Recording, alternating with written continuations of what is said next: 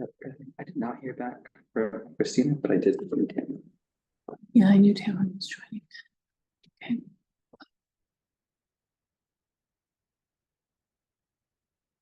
Folks get in. Did we send folks panelist links?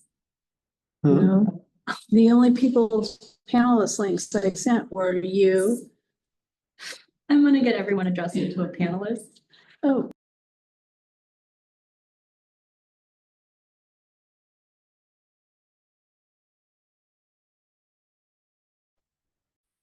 Hello. Hello. Oh, I am getting.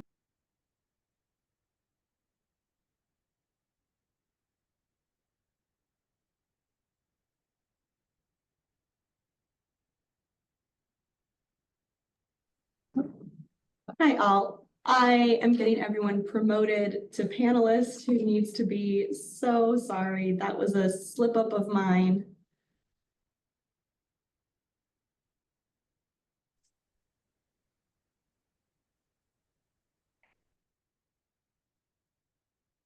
We should be, oops. Shauna. Can you hear me?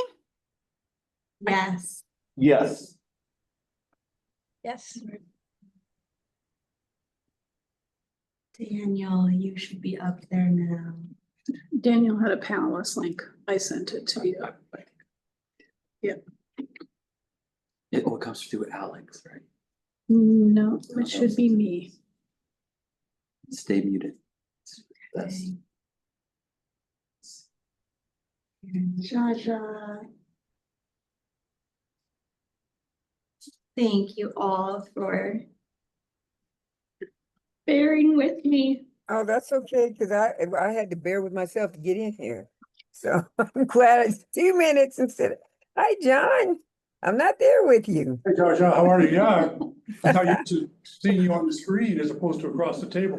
I know. The Lone Ranger. Okay. I think we've got those who need to be able to speak and interact, have that permission. Rocco, I see your hand. Just doing all the technical bits.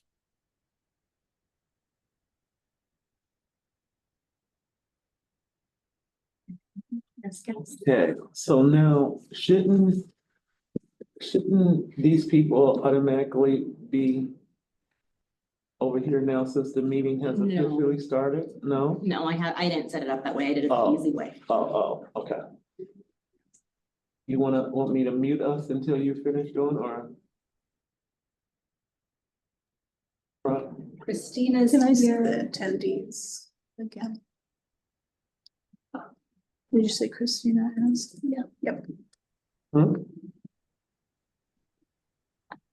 I think for the SPC part, we're ready to go and Did do. Kristina? Sir, yep, Oh, Christina's great. here. Yeah.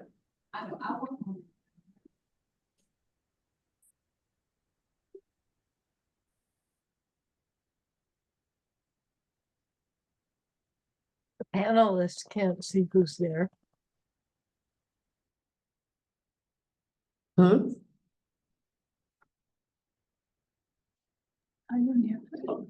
I can see the people in the room and Kelsey and Eli, but no one else. Okay, Thank Let you. me do some switcheroos. yeah, because I mean, she's gonna put up the PowerPoint in a second anyway, so.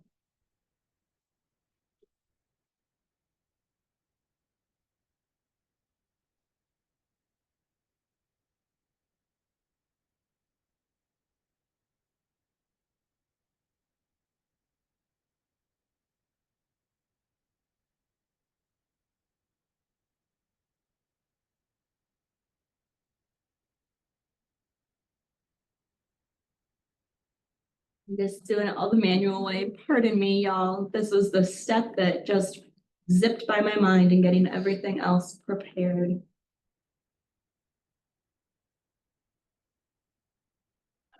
We should be getting it started.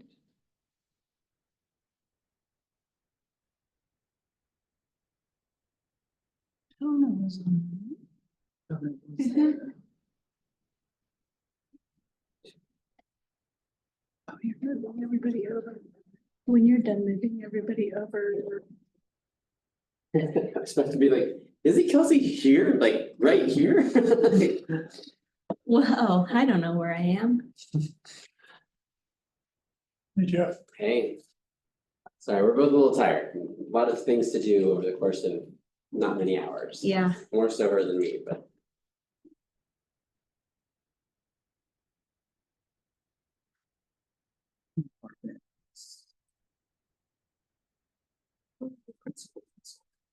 Victor Liz.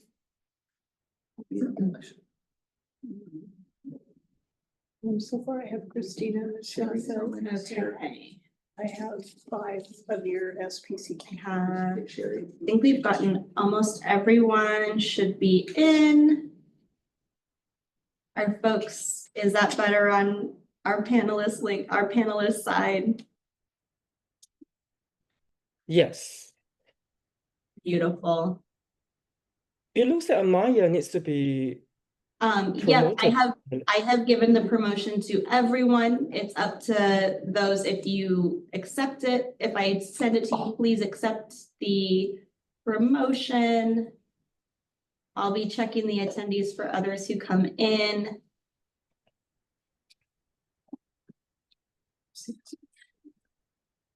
Oh, I did a promotion. Have her join again and I'll fix it.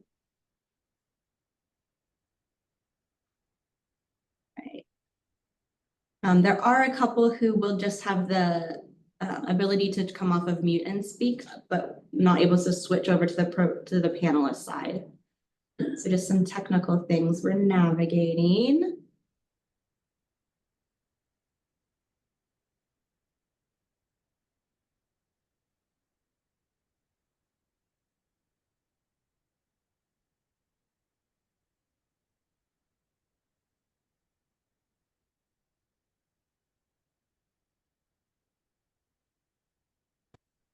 The joy of technology and the kind of scramble of NOFO brain, all of those pieces colliding.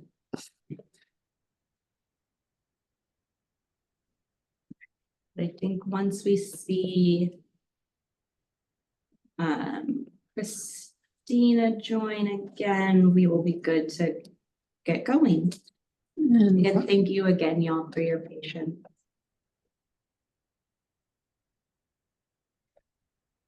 Here we go. All right. Kristina, you should be able to Yes, join. it's set correctly now. Yeah. Perfect. Thank you.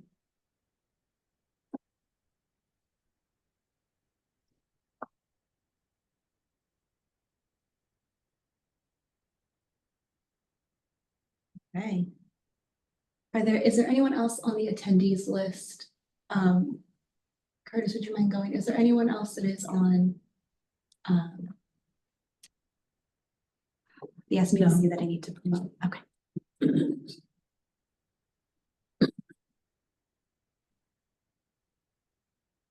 You're gonna promote mine.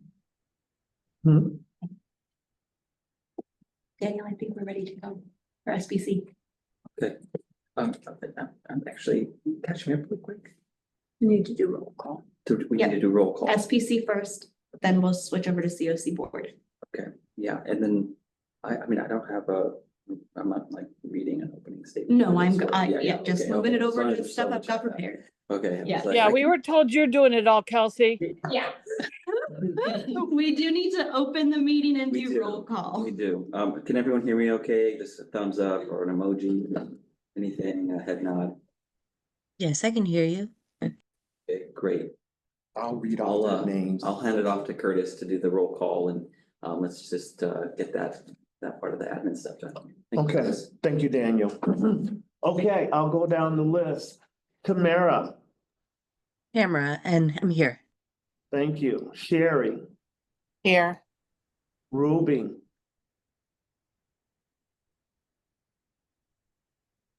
I know you're there. I saw your name. I guess you're on mute. Ruby? Can you hear me now? Yes, I'm here. Okay. Marvin?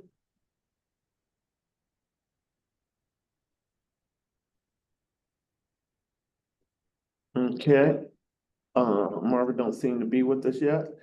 Kristina, which we know you're here. Did we unmute you? Did she Yep. unmute her?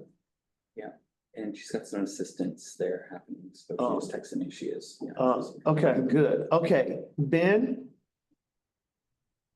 Ben is going to be absent, I believe. Okay. Victoria? Boy is also going to be absent, I believe. Okay. And Mustafa? He's here in attendance. Yeah, I saw his name. Are you muted, Mustafa?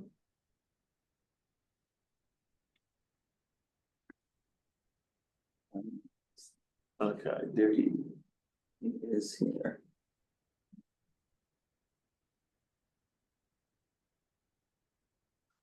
Okay, Mustafa is there. And Shauna, Here. okay. And don't forget Tamara. No, I said her first. Camera. There's Tamara. Mustafa just on. Okay. All right, we have roll call. However, 1, 2, 3, wait, 1, 2, so we have 3. We have Sherry Tillman. I got Sherry. Great. So who we have absent is Marvin, currently Ben, and Victoria.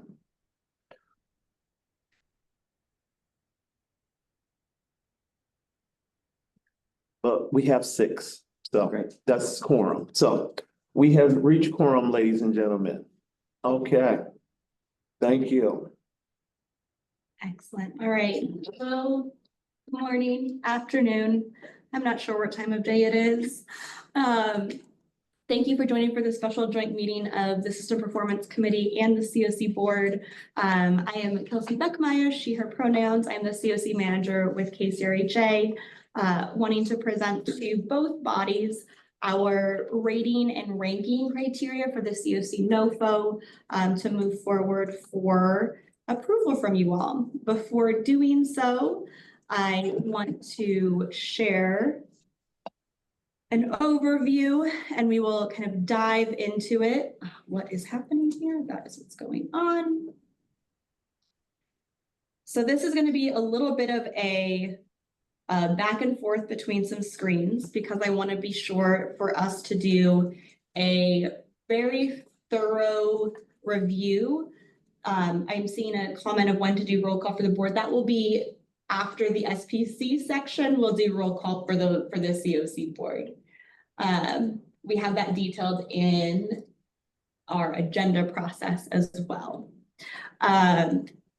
So I'm going to share kind of our overview for the NOFO rating criteria for the FY26 NOFO.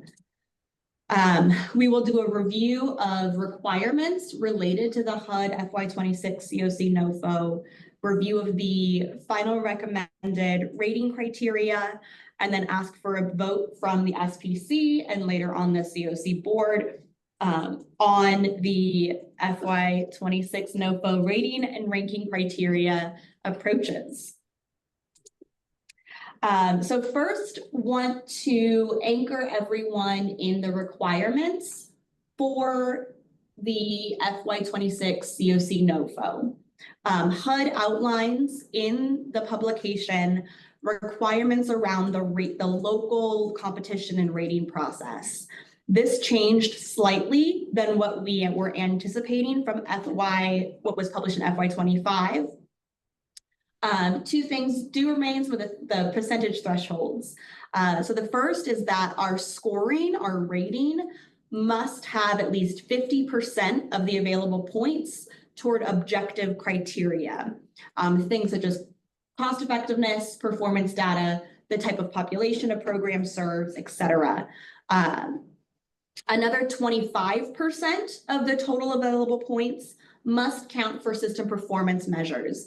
Things such as returns to homelessness, exits to permanent housing, lengths of stay, things that are included in kind of the larger system performance measures.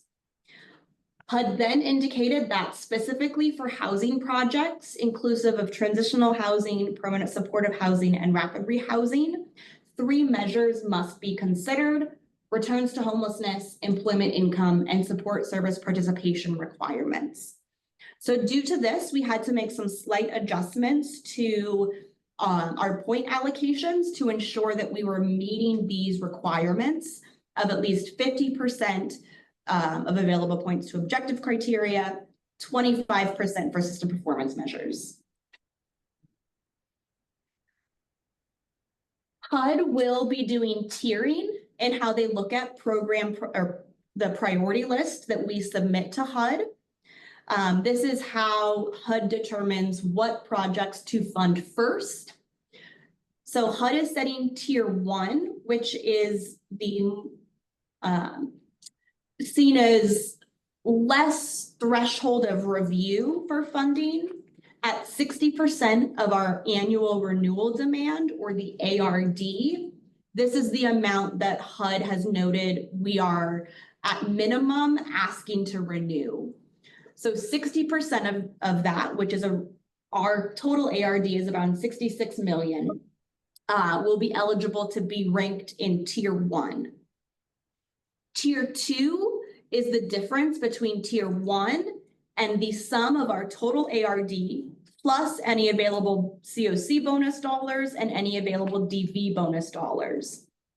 Tier 2 funding is very much impacted by the CoC's overall merit review score and has a higher threshold of review, and is really what is in that national competition. So us receiving those dollars is really dependent upon how our CoC writ large is scored and evaluated in that merit review.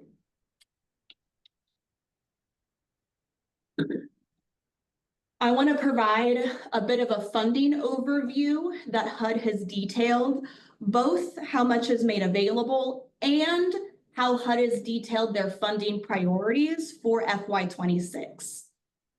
$1.4 billion are made available in the FY26 NOFO.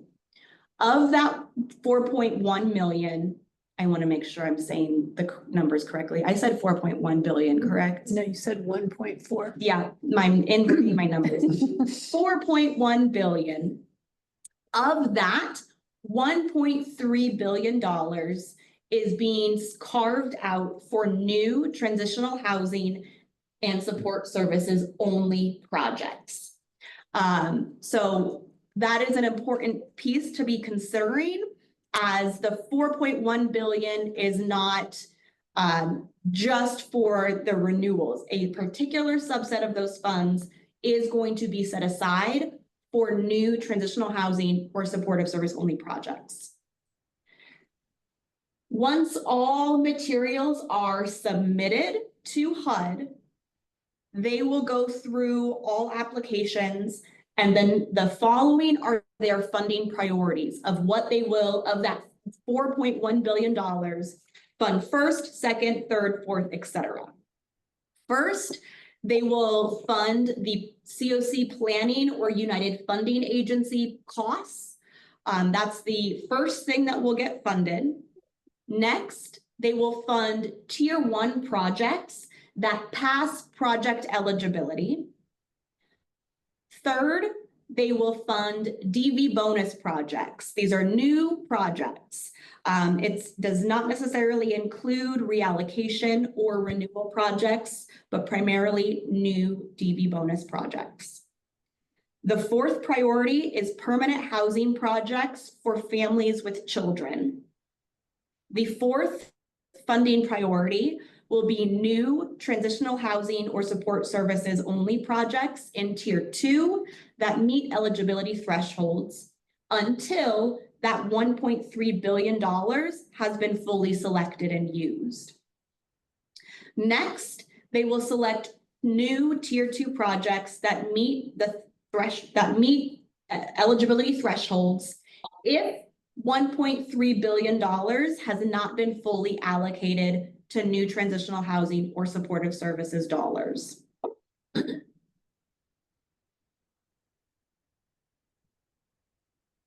going to walk us through the rating criteria.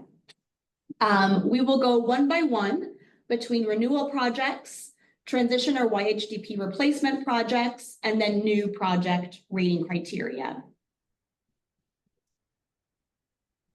I want to provide an update around changes that have been made since April of 2026, when we first started to talk about the rating criteria. So we've updated the renewal and transition replacement application-based rating criteria. The rating criteria that will be in the application for renewals and transition projects, noting I did not update this slide with changes that we made earlier this morning, but that includes the program termination approach, inclusion of participant feedback, incorporation of lived and living experience in programs and on boards, advancing public safety, supportive services participation agreements, on-site behavioral health, access to mainstream benefits, and we have included, which I will walk through in a moment, 2 other factors that we will be reviewing. One is around braided funding and additional fund sources, and the other is around geographic diversity based upon fund source. We have also created point allocation clarification for projects with 0 exits. So there was a 0 denominator to evaluate whether a project met some point allocations. We reviewed that back in May, and we incorporated that into the rating criteria. We also made some point allocation updates to align with the HUD merit review criteria. Renewal projects. So renewal projects will have 3 different scoring tiers. There will be a tier of scoring for permanent supportive housing, a tier for rapid rehousing, and then all other project types will have a scoring tier.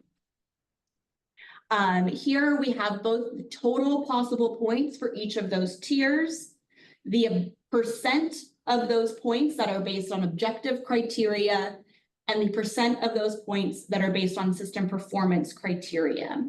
Again, the objective criteria minimum was 50% per HUD in the NOFO, and system performance is a 25% minimum. So with this, we are meeting those criteria. And I'm going to quickly stop sharing my screen and reshare the actual criteria so we can walk through that in more detail. So give me one moment as I pull up the next document, which is here. Okie dokie. So first, I wanted to share with you, this is the overview of all projects for new projects, transition, and, oops, this is renewal. Again, it's been a long week and it's only Monday. Just showing the overview, wanted to ensure we had kind of clear scoring and clear comparison across various application types as well. But first, we will walk through the renewal rating criteria.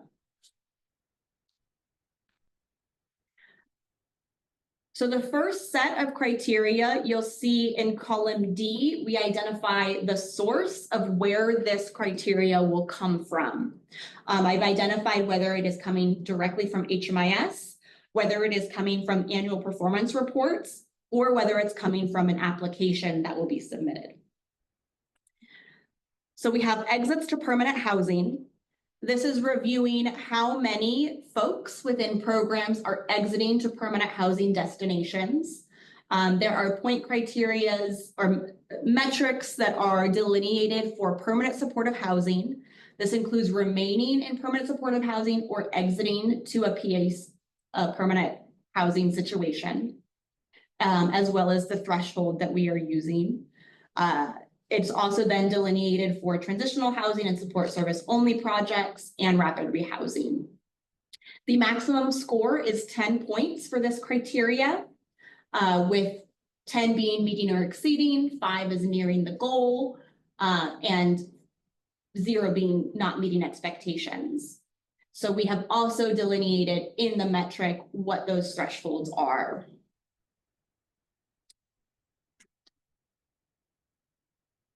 Housing retention. This one was an added criteria new this year. We have put that the metric is 85% or more remains stable in stable housing in permanent supportive housing of a safe haven for 2 or more years. There is, this is an all or nothing. It is 5 points for meeting or exceeding, and it is only available to permanent supportive housing projects. To balance that, we then have a metric for exits to unsubsidized housing for transitional housing, rapid rehousing, and support service only projects that demonstrate at least 20% of participants exit from or exit to unsubsidized housing. This is 5 points if at least 20% exit to unsubsidized housing, available again for rapid rehousing, transitional housing, or support service only projects. We then have unknown exits. This is one where we added in clarification for households that do not have any exits during the time period. This is 5 points across all project types. And it is if less than 5% of clients exit to unknown, or no households exited, you can receive the maximum.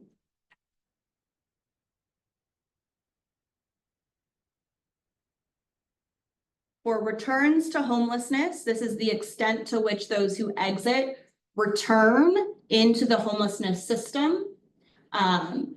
This is for all projects, and it is a maximum of 10 points.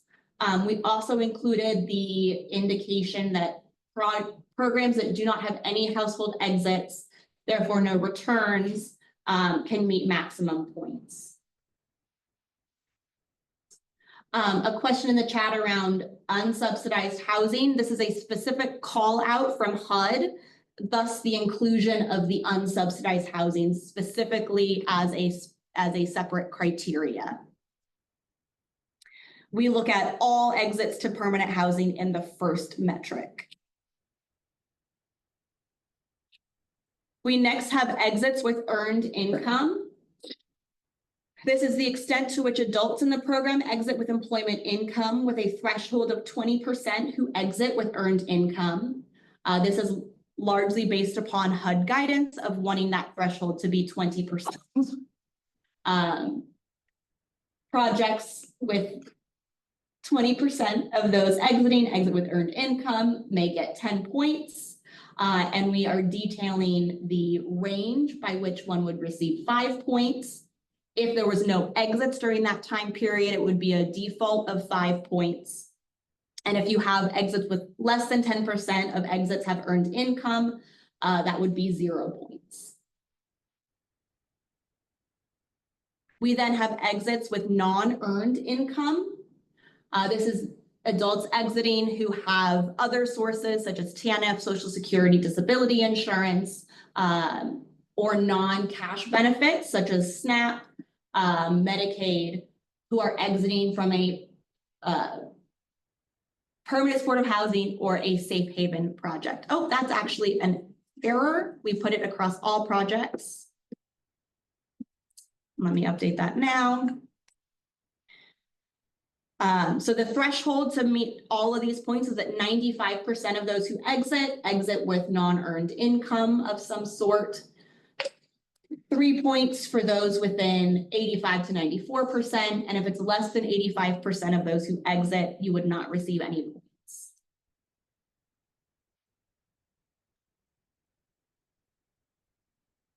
We then have exits with no financial resources. We want to see that no more than 10% of those who exit with no resources, whether that is cash or non-cash benefits or income. 5 points will be awarded across all project types for projects that have fewer than 10% of those exiting with no income, or if there were no households that exited during the time period evaluated.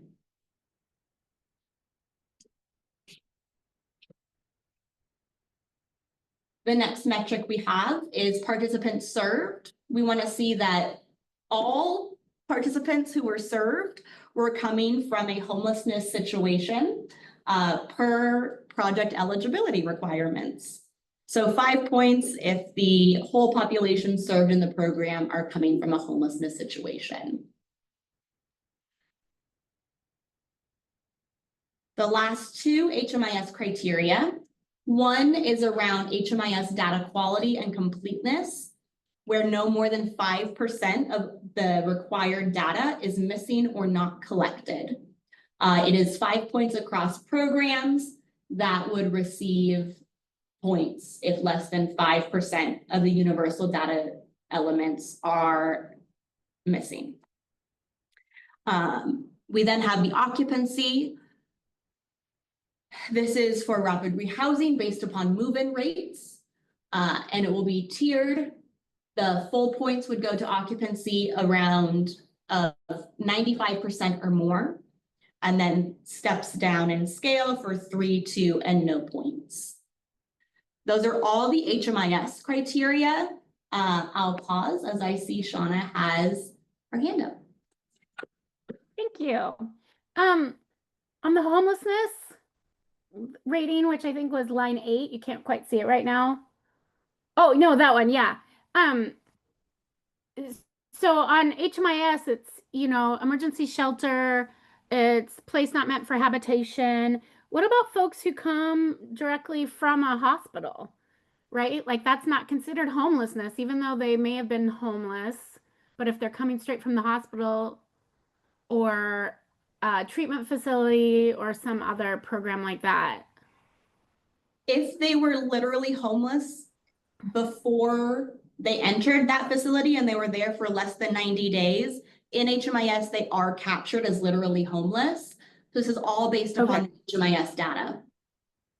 And so HMIS has been corrected now to do that, because in the past, like years ago, several years ago, it wouldn't do that. It just took into consideration where the participant came from, not if they were there less than 30 or 90 days and where they were before, and if they have 3 or more years of chronic homelessness kind of thing. But that's been fixed now.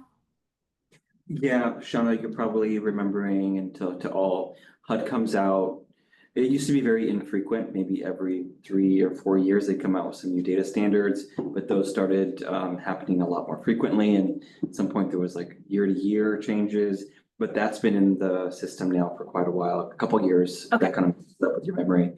Yeah, there's qualifying questions about, was this less than 90 days? So that 89. Oh, excellent. Thank you. Those exiting institutional settings. Yeah, good question. And you know, since I have the floor, I will just say, I want to highlight the importance of that data quality piece, and we're constantly in a process of continual improvement with agencies. We have a data quality work plan. So I think when the rubber meets the road, if you will, on items like this, it's really important that agencies take that data quality cleaning we do every year very seriously, because it does come up in times like this. And for those that want to learn more, I can supply some links, but we have general thresholds for data quality throughout the community. I will note the next hand up is a CoC board member, as this is the SPC period of time. If you are not on the SPC, if you would hold your questions for our CoC board section, just to make sure we are having that clarity. I will try to do the same thing as I'm reviewing comments in the chat. Yeah, thank you. Just to make sure we're not over blending those lines. Any other questions from our SPC members before we move to the next components for renewal projects?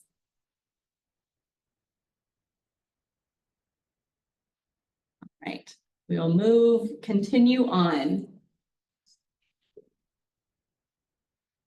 So the next section of information, I think we have a new SPC member that's here, and I think I have the permissions to promote people. I am doing so right now. Marvin is here and joining us. Marvin, I'm moving you over. Let me know if you have any issues. Thanks, Kelsey. That's why I was raising my hand. Wonderful. Thank you. All right, so the next sections, and I don't have this as organized as a previous one. I'm going to quickly move one down so it gets in our application section. Pardon me, y'all. Oh my goodness. Okay, I want to make sure things are just kind of clearly in a row. Hi, Kelsey. I have a point of order. If it's a joint meeting, shouldn't the bodies both be able to interact during the meeting and ask questions of the SPC? Isn't that why it's considered a joint meeting? The way we have it set up on the agenda, I'm just following the agenda, is that the SPC is meeting and reviewing first, and then second in the meeting will be the CoC board. SPC is a committee that is your call to make, not mine.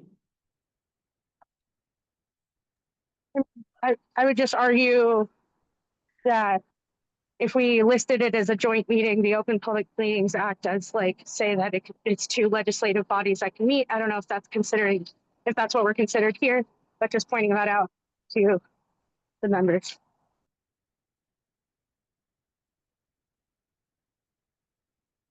If you want to take time to debate and discuss that, you are. I am here to present this information. And Ruby, you are an SPC member. So I make a motion to honor the jointness of this meeting. And so the CoC board members could ask questions if they do have questions about the, I'm sorry, blanking on the terminology right now.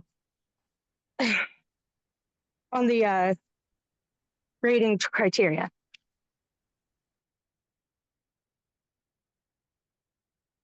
Does that have to be seconded by a SPC member or can anyone second it? As the SPC portion, it would likely need to be an SPC member. Pretty sure it has to be an SPC member that would second that.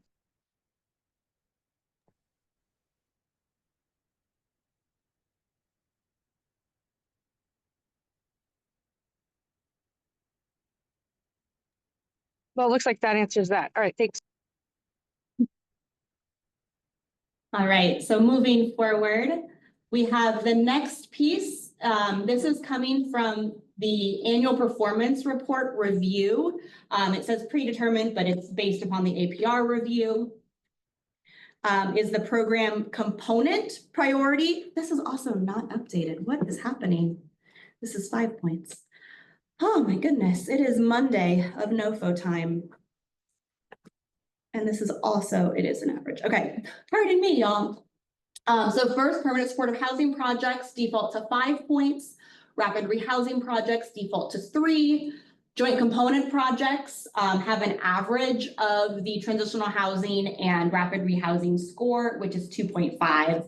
And then transitional housing, safe havens, and support service only projects all receive 2 points for the program component priority. Project expenditures, this is also reviewed based on APR information from the most recently completed grant year. The extent to which a project spent 100% of HUD funds. This is a graduated scale where 5 points are given to projects where underspend is less than or equal to 5%. 3 to those who had underspend of 6 to 10%. 1 point where underspend is 11 to 20%, and no points if underspend is over 20% of the grant. We then have 5 points for projects whose annual performance report was submitted on time. There are no partial points for this. The next section is related to the application and questions that will be gathered from the renewal application itself. First is program population priority. So there are 5 points for programs where 100% of the unit or program is dedicated or prioritizes chronically homeless persons. The next set of population types is all 3 points. That includes programs that are dedicated or prioritize unsheltered persons, operate as recovery-based, serve elders, seniors, and/or disabled persons, serve families, serve youth and young adults, or serve participants who are fleeing domestic violence or sex trafficking.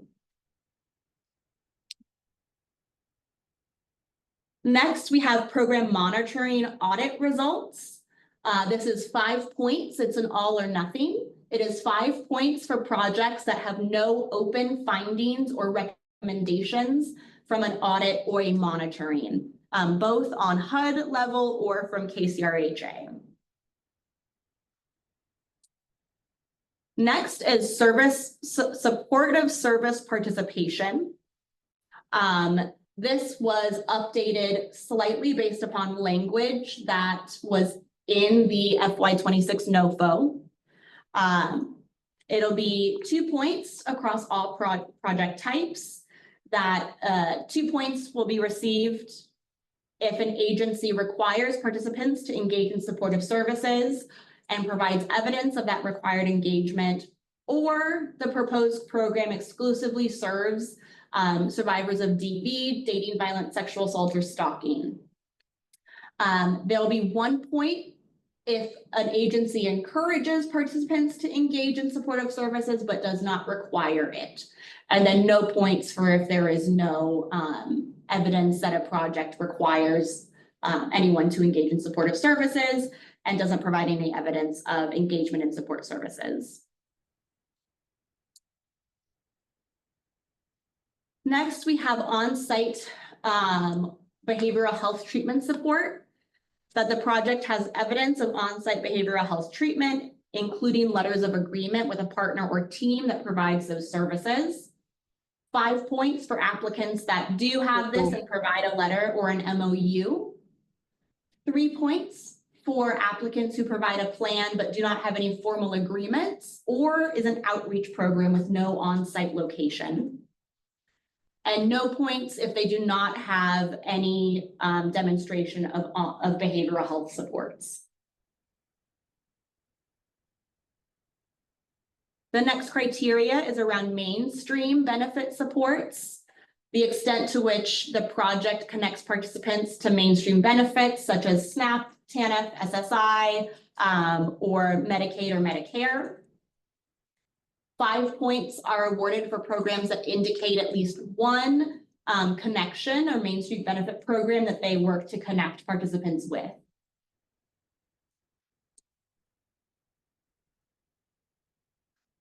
The next section is program termination. So this is around that the program works to have a clear service model to minimize program termination in alignment with HUD standards of trauma-informed person-centered care. There are 0 points if there is not a clear description that the program aims to minimize program termination, nor if they connect with use standards of trauma-informed or person-centered care.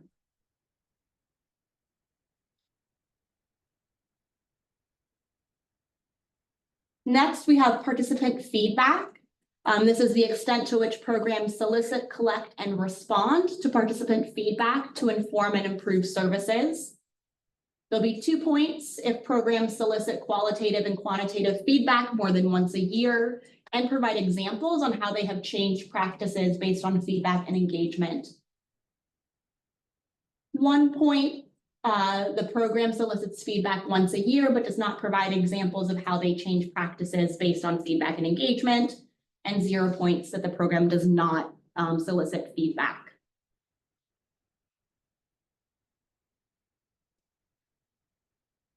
Next, we have lived and living experience.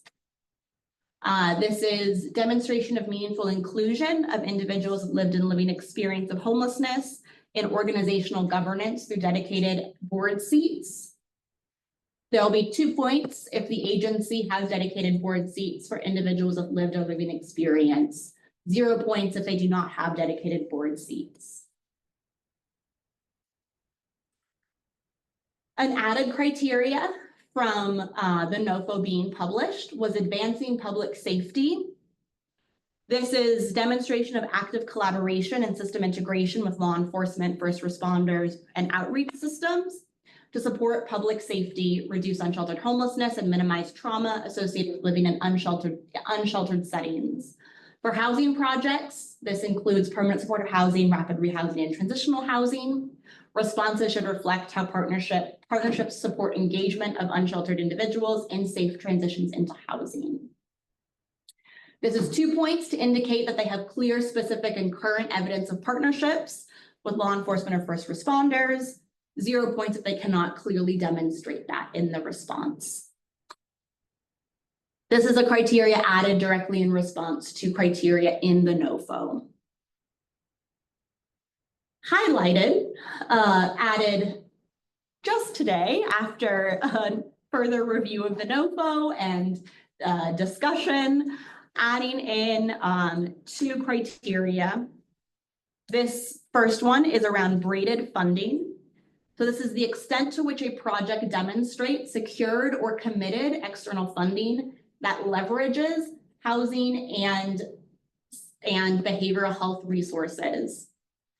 We ask that they submit required documentation to show funding that is provided by the Washington State Housing Finance Commission, Public Housing Authority, Office of Housing, Department of Community and Human Services, etc.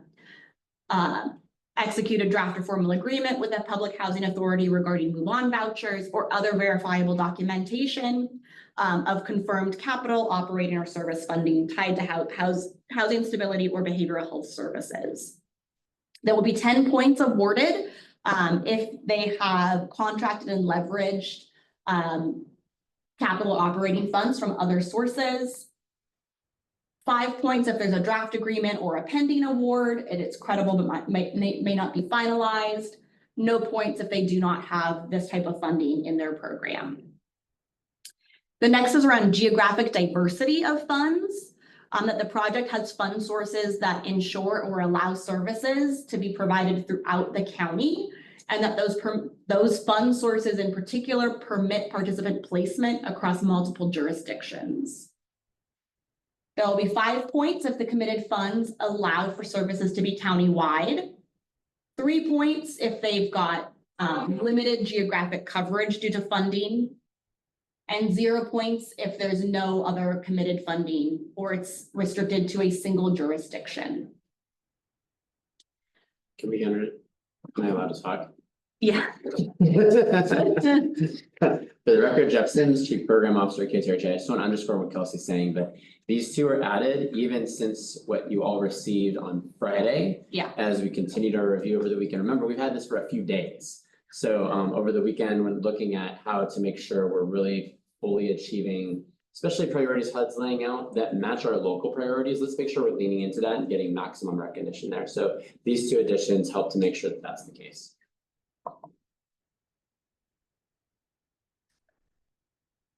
This is a lot of information.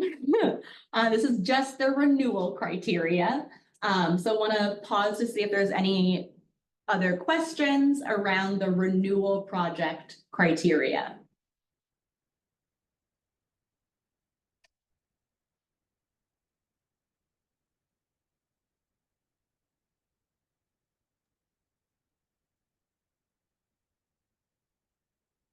All right, I'm going to quickly switch screens again. So give me 1 moment, please, and thank you. Oops, no, I want this one. All right, so just a reminder again around the renewal project rating. The total possible points for a permanent supportive housing project would be 125, for a rapid rehousing project, 123, and other project types would be 120. The objective criteria across the board lands at 77%.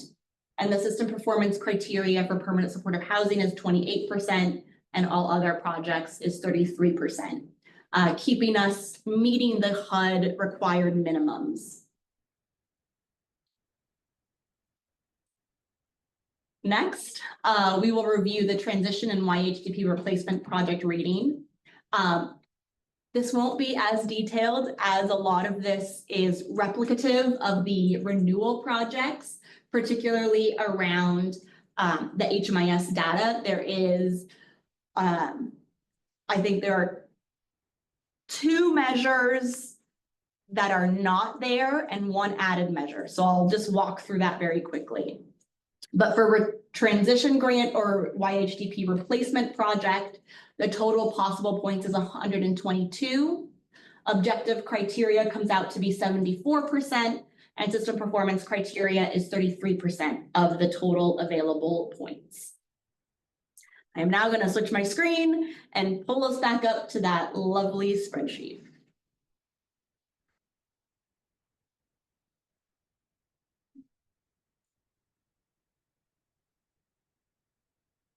I'm going to go over to our transition and replacement funding tab.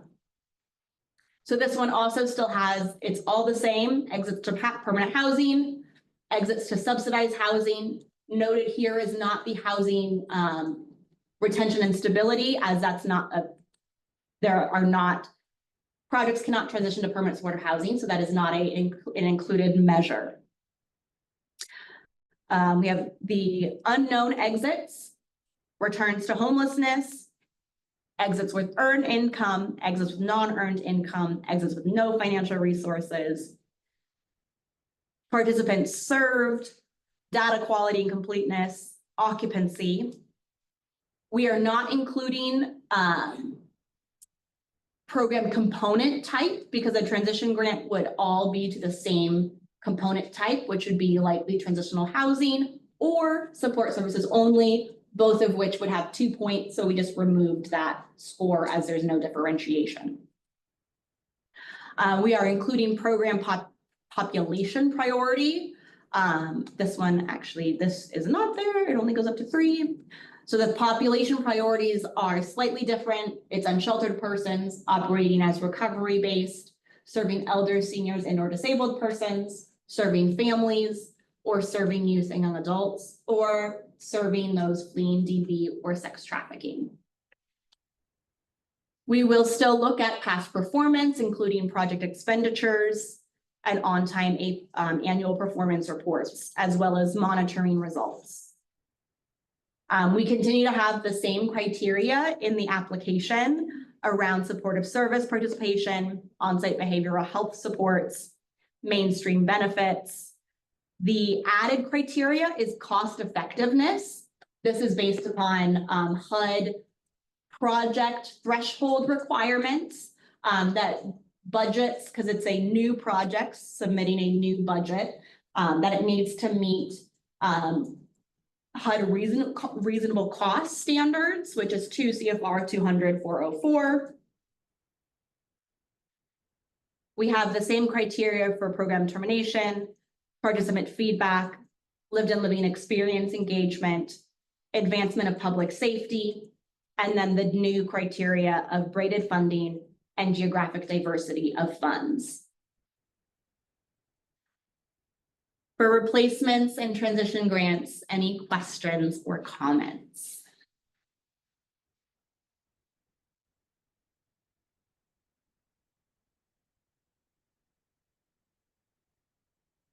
Okie dokie. I am going to stop sharing and share my slides again, go through that rare cyclical round once more.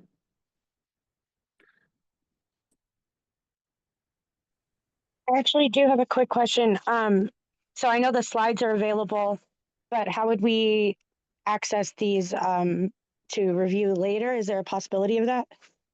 The slides and the Excel are all online, and those were sent out to all SPC and CoC board members.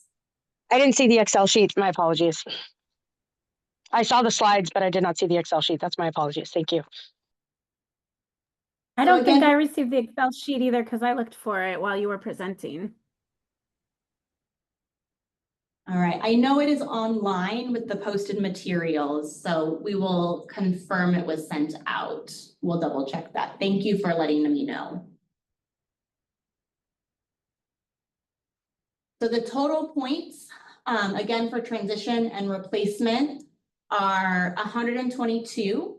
And then the objective criteria is 74% of the total, system performance 33%.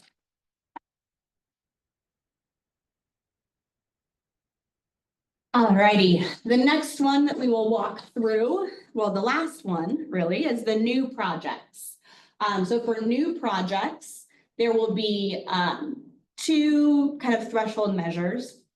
There will be for rapid rehousing projects, whether this is for CoC bonus dollars or DV bonus dollars, the total possible points will be 119. For other project types, the total possible points will be 118. The objective criteria makes up 53% of the total for both types. And the system performance data or system performance measures is 25% of the total available points. That's not what I want to do. I'm going to switch this and go back to my handy dandy spreadsheet.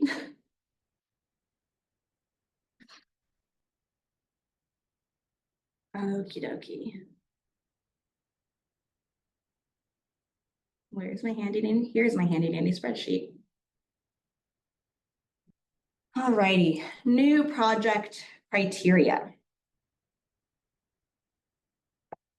Scrolling up, pardon me.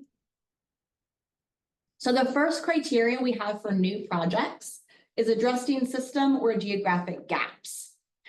This is particularly identifying that a proposed project addresses a system or geographic gap. The ones that have been identified, this is based upon documented CoC need assessment, gaps analysis, and other published system priorities. Those include accessing services, strengthening crisis response, and improving housing stability. They will review that a project is located in areas that are historically underserved, expand capacity in service areas, and they have details around the anticipated number of people that they plan to serve. 10 points will go to projects that are clearly located in and specifically designed to address a documented geographic or system gap that's identified by the CoC, and that the application provides strong documentation and demonstrates how a project will expand capacity in a priority area or service type. Then gradual steps down to 7 points, 5 points, or 0 points. Thank you, Martha, noting that the Excel file was sent as an attachment in a secure email on June 4th.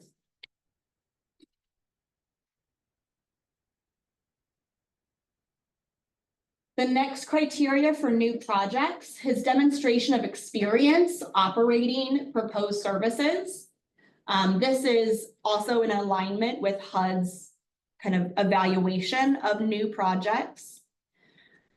Demonstration that a project, that a provider has done this before or has done similar before. So we are putting in kind of timeframes to evaluate that in an objective way. 5 points are allotted for those who have experience of 4+ years operating the same type of services. 3 points for those who have 2 to 3 years providing the proposed services, or 4+ years in homeless service provision, but no direct experience with the services proposed in the application. 0 points if they have no prior services or no prior experience providing homeless services. Next, we have staffing qualifications and staffing needs. We want to see an explanation of how staff positions and qualifications, whatever those qualifications may be, are designed to meet the needs of the program participant. 5 points is the maximum, and those are allotted to programs that have staffing model and justifications that are reasonable based upon the proposed number of households to serve. We have set some minimum recommendations for staffing based on program types.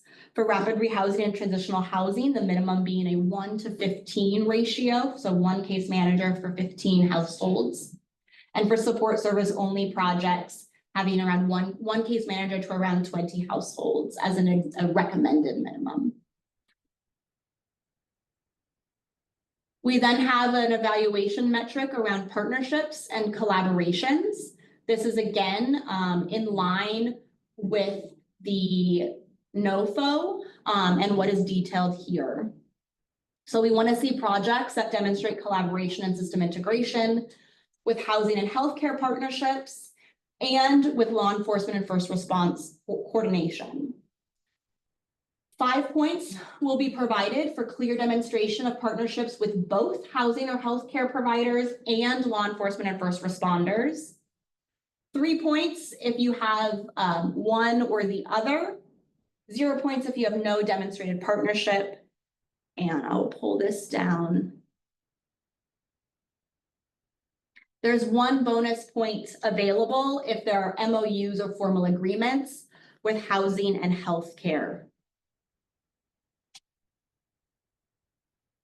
Next, we have service approach methodology. This is that the project demonstrates a commitment to trauma-informed, person-centered approaches that maintain confidentiality and encourage well-being. Maximum points of 5 go to applicants who demonstrate excellence to utilize trauma-informed and person-centered approaches, that they provide policies and procedures that describe agency culture that ensures those approaches are used and improve client outcomes. 3 points for adequately addressing this information, and 0 points if they do not meet or address the ability to use those approaches.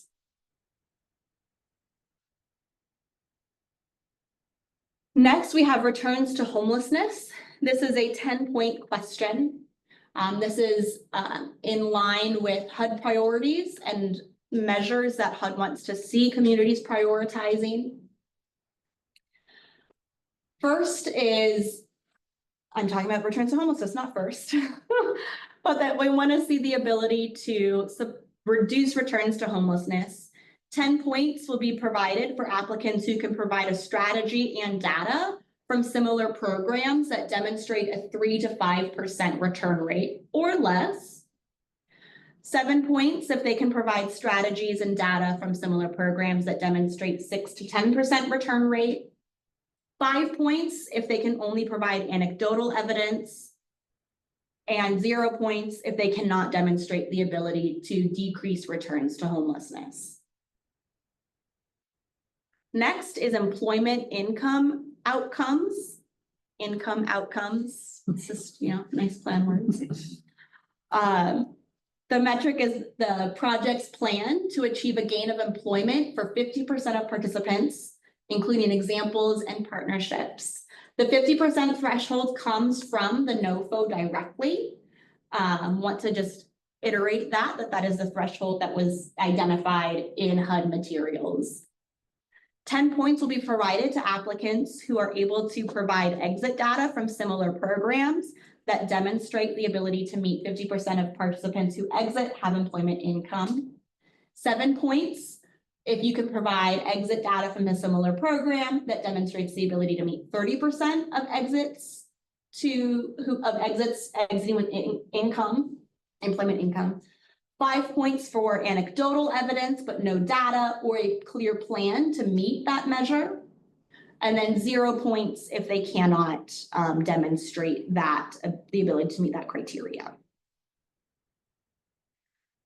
We then have exits to permanent housing, that there is a clear plan to exit at least 50% of participants to permanent housing within 24 months. This is again a metric devised from the NOFO and a standard set by HUD within the NOFO. 10 points if you can provide exit data of exiting 50% of folks to permanent housing within 24 months. 7 points if you can provide data or similar for exits of 30% to permanent housing within 24 months. 5 points for only anecdotal evidence versus data, or having a clear plan to meet that criteria, but no data to support it. And 5 points if they're not able to demonstrate the ability to meet that criteria. I see a hand raised. Curtis, can you please? Thank you. I think Shauna got switched over. Oh, I have that ability. Pardon me. Just one moment as I move over a couple of folks. Oh, and Ben's in there too. Yeah, If you can- I've got it. Yeah, thank you.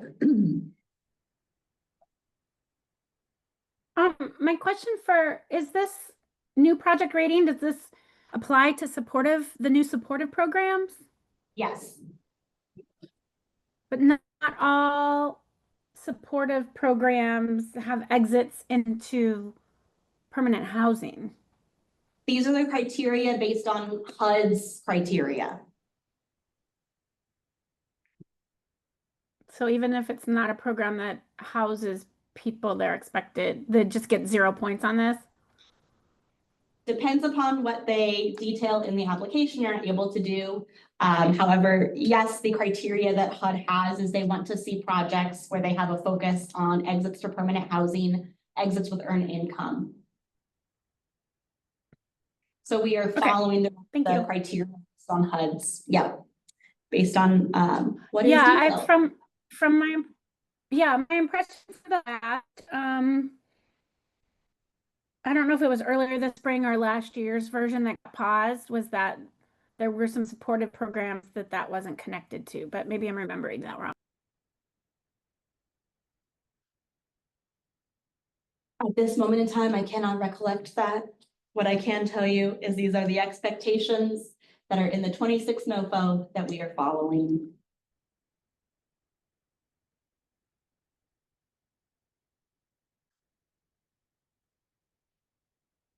Other questions before we move forward? Kelsey, I see Amaya, who's a board member in the attendee. And Mustafa. Yes, their ability to speak is there, so they're able to come up with questions or raise hands. Thank you so very much. Yep. Thank you. All right. Some resources from HUD on understanding some of those measures. Is this I'm not gonna. Yes, thank you. Daniel can provide some further information on measures. Some of those measures, HUD explains some of those in detail, and they give some tips and tricks, and it's all out public. To you.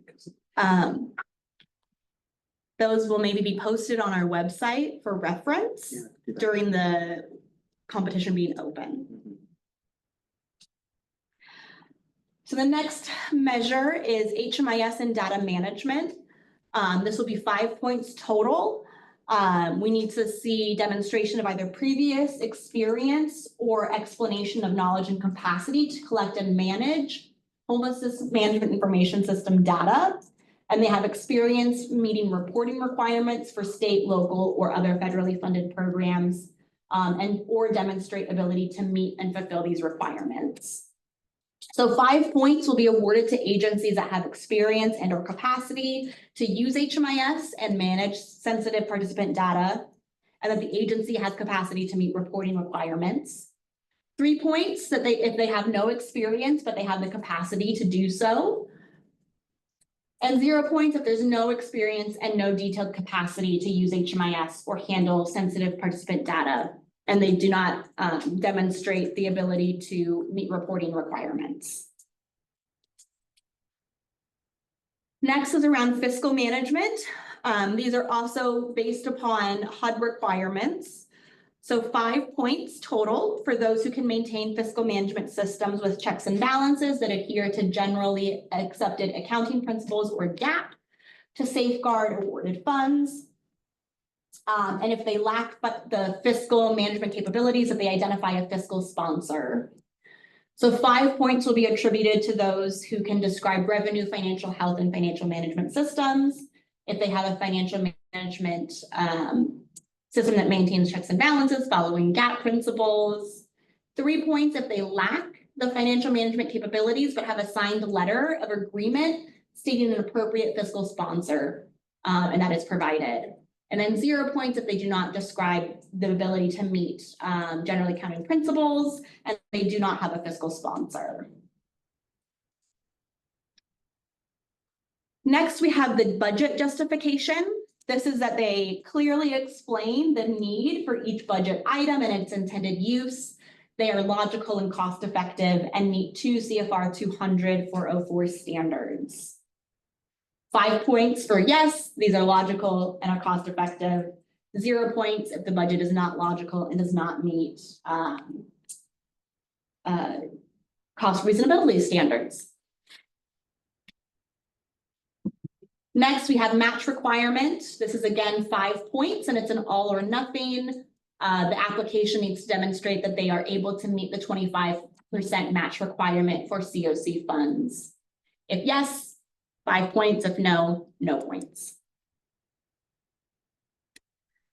Next, we've got the same added criteria regarding braided funding and the geographic diversity of funds that we saw in both the renewal and transition application rating.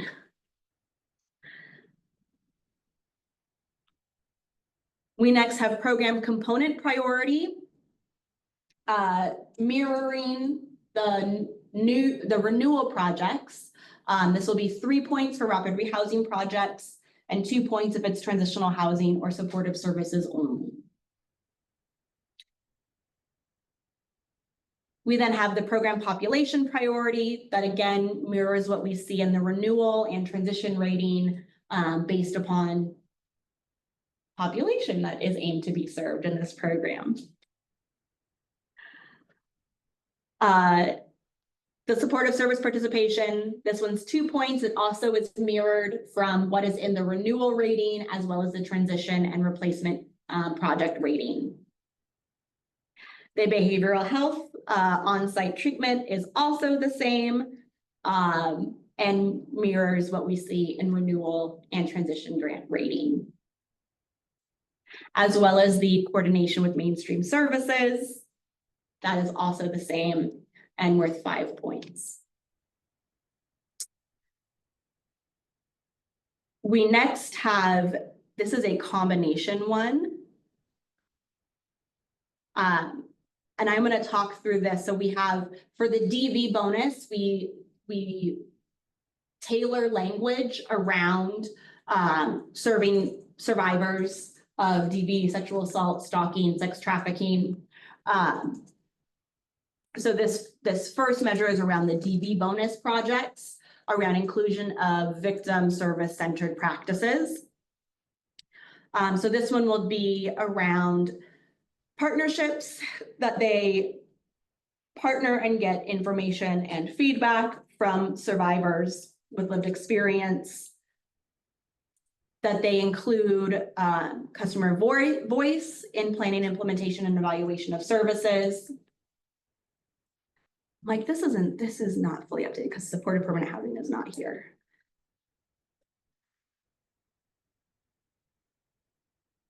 We then want to see that there are survivor-centered practices to explain how the proposal addresses safety needs of survivors using trauma-informed practices. I didn't update this one. I updated it. I think I updated the Excel you all got and I forgot to update this one. There's too many things floating around in my brain. But we want to incorporate that lived and living experience is incorporated into programs.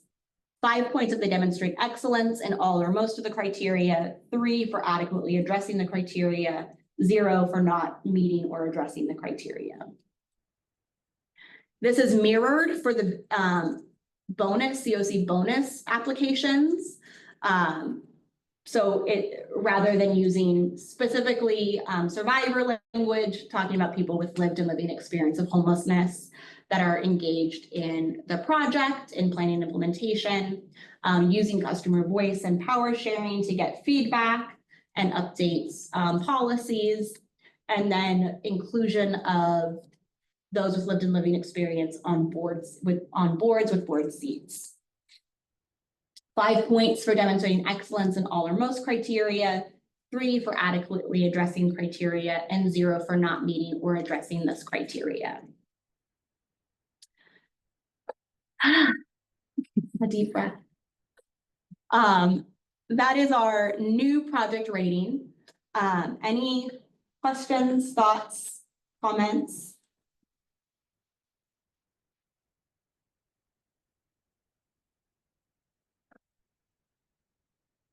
All right, I'm going to again switch my screens. Did you want to take a little break, Kelsey? I am good to keep moving. Okay. Shauna has her hand up. All right, Shauna, yes. Sorry, a while back I accidentally got kicked out of the presentation, and when I signed back on, I don't have access to any of the chat or other tools. Let me. You gave me audio, so thank you, but Let me fix that for you. And Thank I'm you. fixing that for Mustafa as well. Yeah.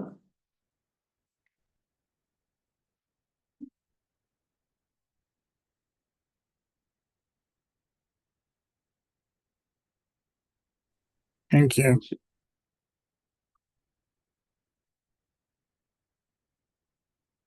Right, so again, the new project rating, the totals for rapid rehousing projects are 119. Other projects will be 118. The objective criteria threshold is 53% and system performance 25. Any questions on rating criteria, whether that is a specific project type or more broadly?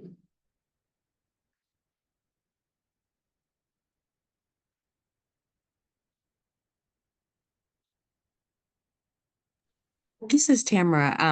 I don't have any questions, but I do want to say I appreciate the emphasis on power sharing and the participant feedback, and board seat representation. That whole package right there is the heart of the work, and I want to just uplift that. But no questions. Thank you, Tamara. All right, I am going to move us forward into the ranking process. So this is the approach for how we develop the final priority list. So for those of you who may be newer to CoC NOFOs, there are 2 things that are sent. There is the priority list of all the individual projects that we want to fund with HUD in the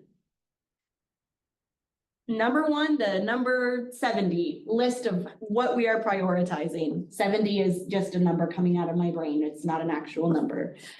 And then we submit the consolidated application. This is the overall narrative for how our CoC as a whole is performing.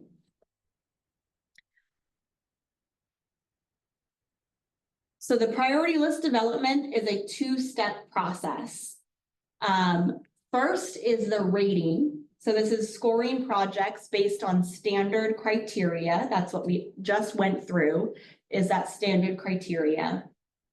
And second is prioritizing projects based on HUD funding priorities and local CoC goals. So ranking is really when we say, oh, look, all of our DV projects are at the very bottom. We want to make sure that we're not risking or seeming like we're deprioritizing all DV projects. So we're going to move in the ranking a DV project up, even though it may be rated lower. So ranking is the process by which we can move something that is rated lower or higher, up or down. .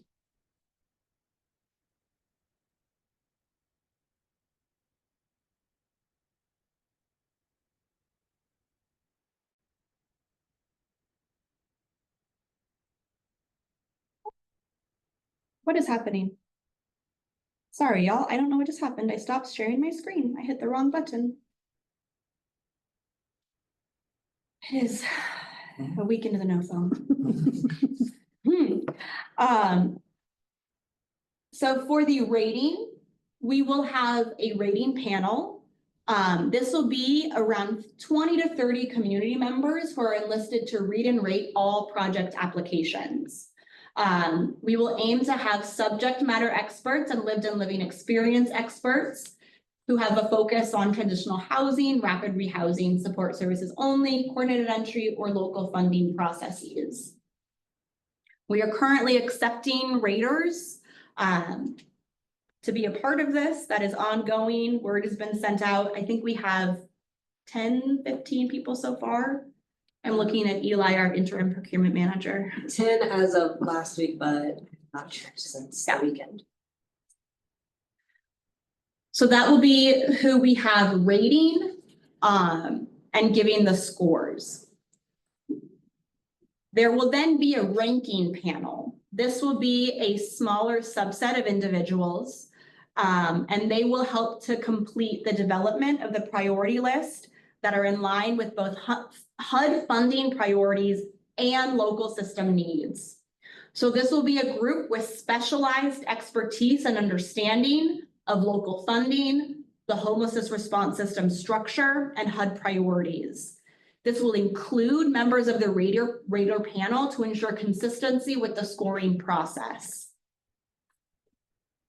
There is this shift to a ranking panel and a rating panel because this year we have a lot more that may fall in tier 2.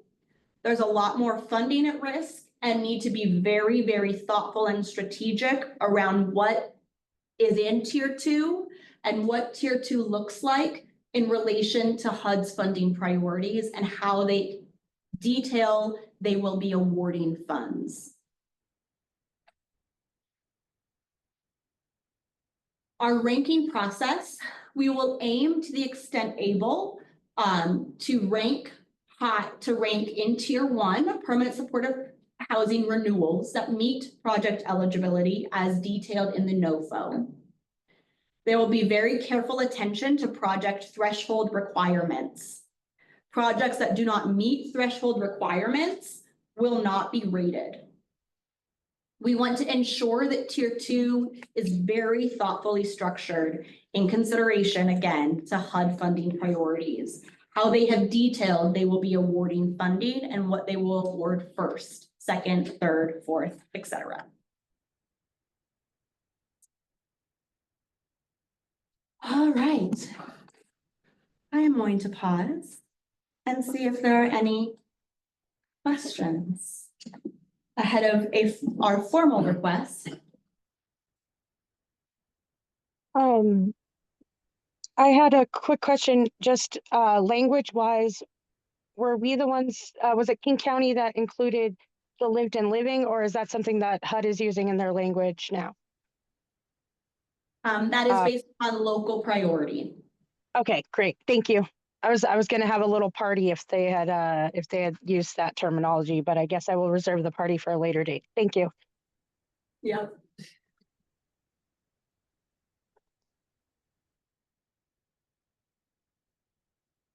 Anyone else?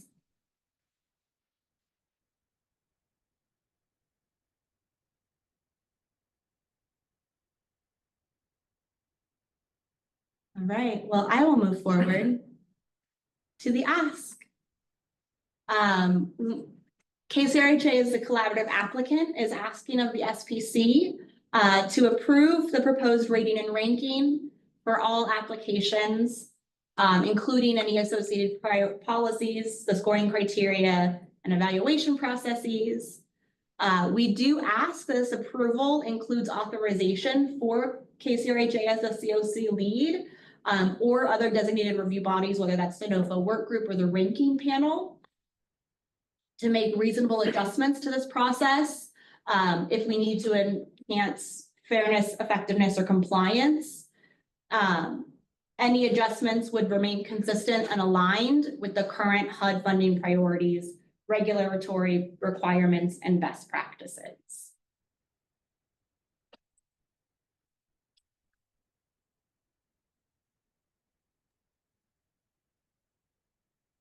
So this is voting on the actual Excel spreadsheet, correct? Or the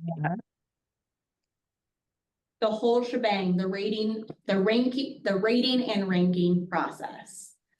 okay, so moved. I'll second that. Can I second that as a board member? SPC. Okay. This is Tamara, I second.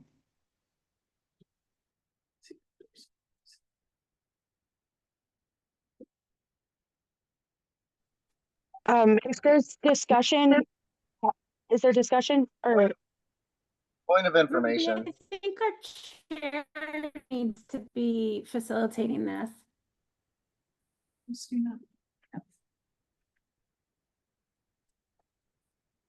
Kristina, are you available? Yeah, that's why I was asking if there's discussion.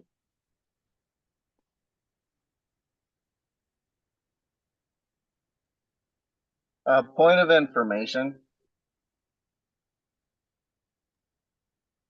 Yes. It was noted during the presentation that the spreadsheet that was shown is you're doing and you're going through a lot. This is meant as a helpful like understanding question, but the spreadsheet that was shown, you noted several places where it's not the final version, or there were some changes that have since been made. So are we voting on, is the SBC being asked to vote on the version that was shown, or the final version that you all have built? Because you noted several places in the Excel spreadsheet that were not up to date. And so I'm just trying to understand that, especially since not all of the people being asked to vote today were able to see the spreadsheet in any form. Yep. This is why I've included the provision around us to make reasonable adjustments. Should there be need to update something that we did not catch in the last week of reading the NOFO and trying to get everything updated. So reviewing what we looked at today with the reasonable ability to make reasonable adjustments to ensure that we are consistent and aligned with HUD funding priorities. To that piece, knowing that there are proofreading, double checking that needs to be done before final posting. Thank you. Spreadsheet's been on the website, it's posted. Sorry, just a deep breath. Point of information, just to clarify though, that Jeff noted in the presentation that the version that was sent out had been changed since Friday too. So like, yes, those were the highlighted areas with 2 rating criteria that was added this morning related to braided funding and geographic diversity of funding.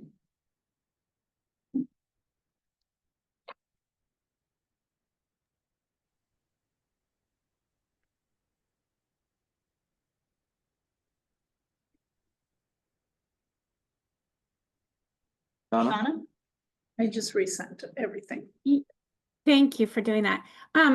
I just want to say, Kelsey, I am just so grateful for all your work on this, that you've put in so much work to then have to stop and do it all over again, and then stop again and do it all over again. So grateful. And this is amazing. I also want to thank you for implementing or integrating some of the suggestions we had last month at the CoC meeting. Or I mean, not CoC, sorry, at the SPC meeting. So many initials in front of me right now.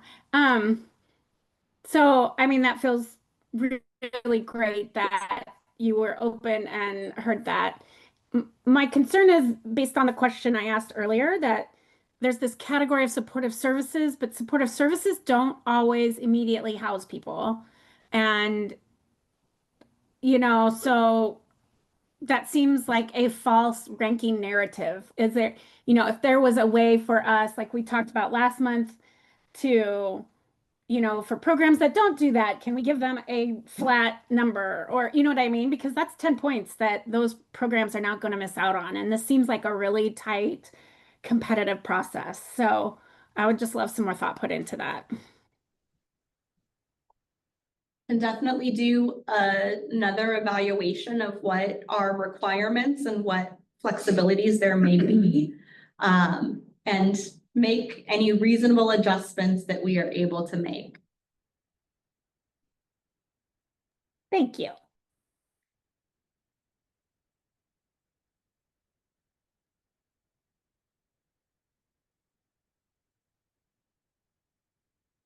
Is Kristina available to? I just texted and. Kristina, are you available? I am right here. Oh. Beautiful. Hello.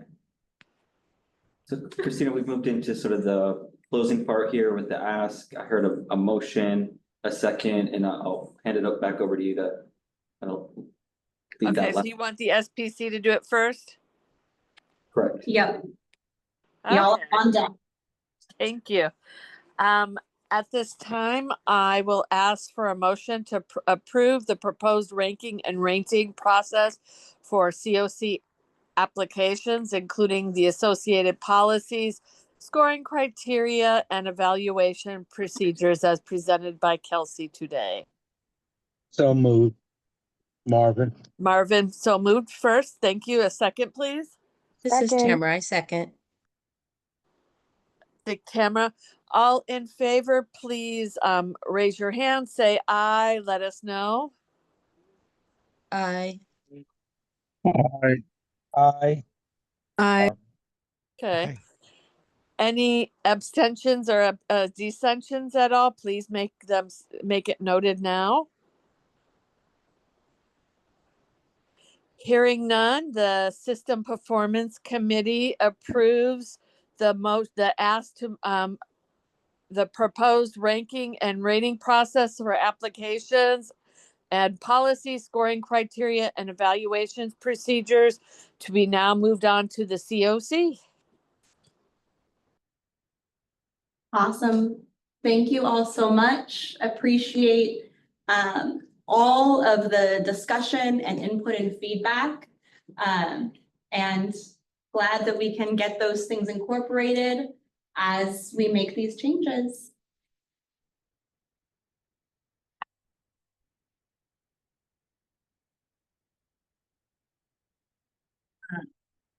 Break. Yeah, Great. Shall we do a 5-minute break and we can shift over to our CoC board? Does that work for folks? Kelsey, I was going to say at this point, if SPC members need to leave, they are free to leave at this point, correct? Or they are welcome to stay for the whole meeting. Both. If folks need to leave, you are free. Thank you oh so very much and welcome to stay if you would like to stay. Bye, everybody. This is Sherry. Thank you for your time, Sherry. Bye, Sherry. Yes, thank you. Bye. Is it okay to stay? Yes, No. yes, Okay. it is, Marvin. Thank you, Christine.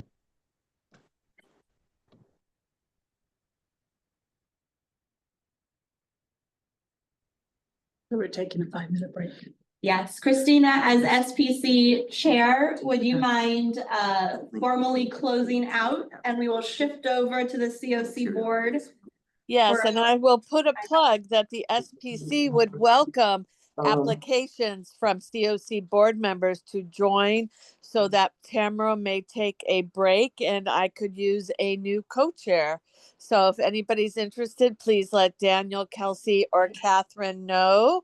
And otherwise, we will see you guys at the next regular scheduled SPC meeting. Thank you.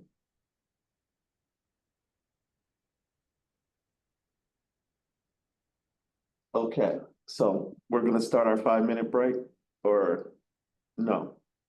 With SPC closed and CoC, I will defer to our CoC board co-chairs around taking a 5-minute break where we will then do roll call for the CoC board and move into discussion around this with our CoC board.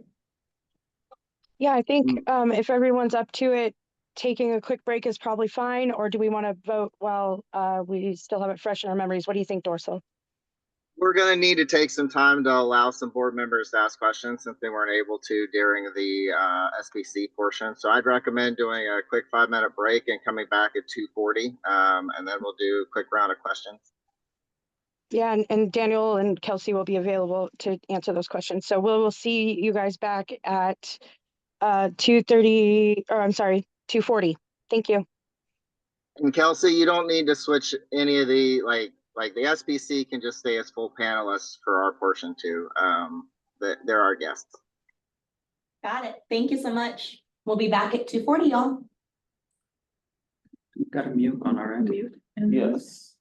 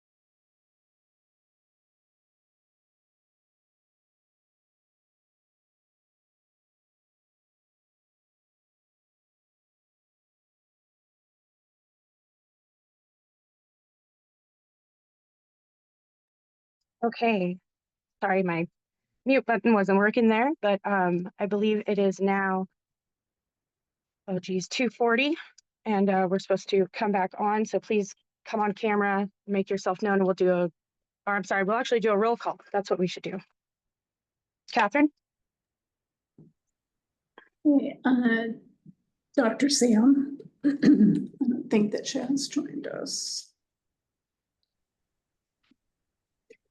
Tamara, I'm back. Jaja,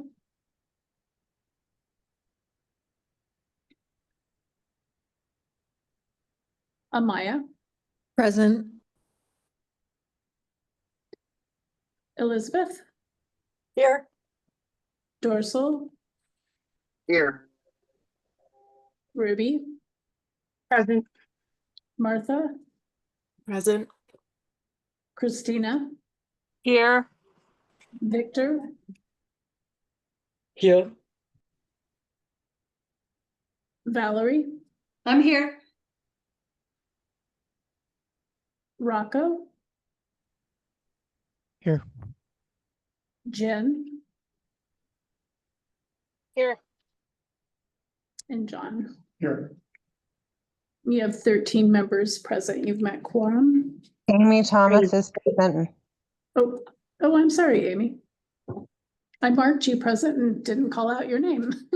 Thank you. Normally I'm after Victor, so when I didn't hear it after Victor, I thought, oh, I'm in a different order now. No, thank you for keeping me on track. Did Jaja join? Jaja join?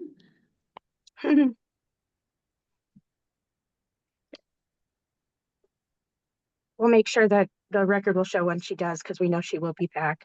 Thank you. Yeah, thank you. And just to start out today, thank you to Mustafa.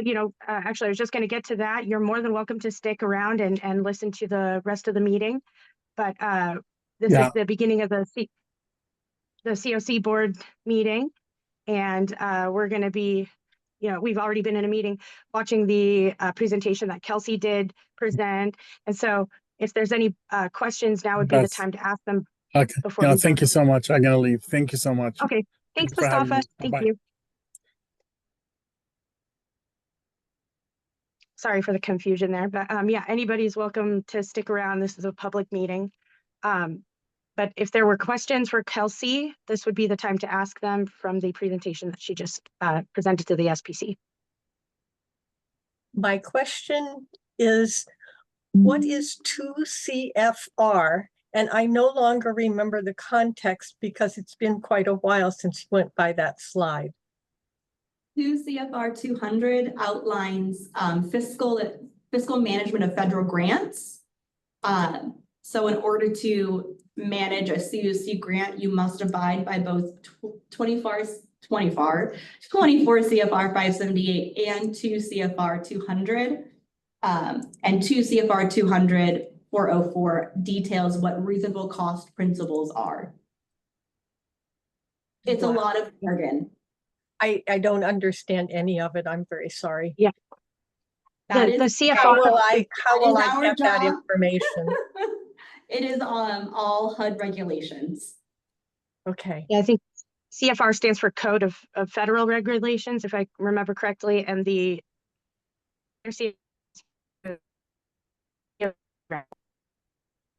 and then the costs. We are lifting you, Ruby.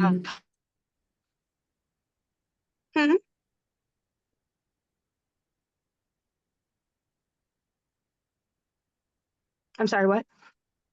We've kind of lost you. Oh, no. That's no good. Can you hear me now? Yep. Okay. I was just suggesting that the other CFR is the program rule for the CoC program. Yep. Great. All right, next hands I see, and I'm just going on the order I see them that came up on my screen. I see Martha, then Dorsal, then Jaja. Thank you. Yes, I have a question about the participants served scoring criteria. And just wanted to confirm that that accounts for mobility transfers. so that individuals, for example, entering a permanent supportive housing project who've transferred from another PSH through the coordinated entry mobility transfer process, that they would show as coming from homelessness, because that was their original status, and specifically chronic homelessness, upon going into PSH, rather than showing them as entering from another permanent housing project. Yes, let me message who is on deck, Claire, who is doing the coding, because that would be integrated into the coding.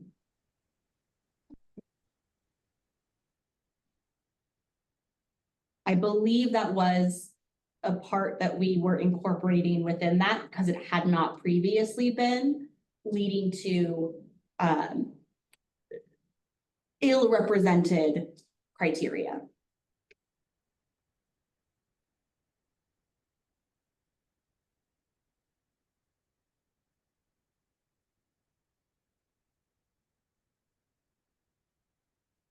As that goes and I get that response, I will move to dorsal and your question.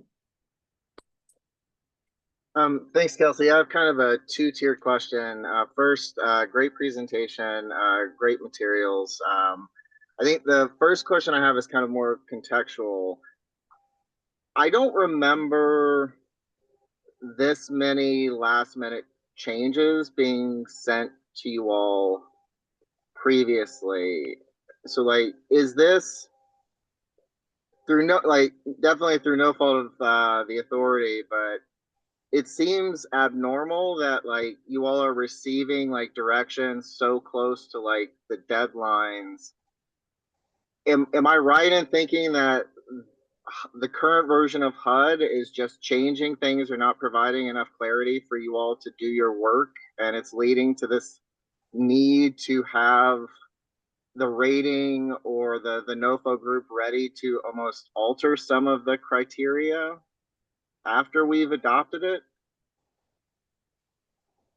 So I think that is a meaty question. So one, each year we usually will get things prepared and teed up. Once the NOFO drops, we do a review of everything to make sure we're in line with what we see. In previous years, there have not been the same kind of volume of change and shift, but from NOFO to NOFO year. So some things may be like, we'll add in one additional criteria because they changed this. We prepared the criteria in line with what we were seeing in the FY25 NOFO. HUD did change some of those things that were not fully anticipated. And I think the other piece is just kind of a hyper-focused eye of, are we incorporating all of the various components that HUD is reviewing and how we are evaluating projects in a way where we foresee getting the strongest score for a local competition as possible. And that has been a multi-brained process that, you know, in the middle of the night, we'll wake up and be like, oh, are we thinking about that? So there has just been kind of extra diligence around what is in the NOFO and are we reviewing that? And that's what this last week has really been. Spent probably 2 days reading the NOFO, evaluating, Wednesday trying to get things done, Thursday second guessing everything, Friday eating pizza. Yeah, so it's been a up and down process with a lot of just like hyper focus that has been also like different brains on it. So yeah, it's been different. I'll add to that too, Dorsal, so Jeff Sims, Chief Program Officer. In our most recent competitive process was FY 2024. And we received nearly all but not every single point that you could receive for your local process. And though we asked HUD, they didn't tell us where we got marked off at.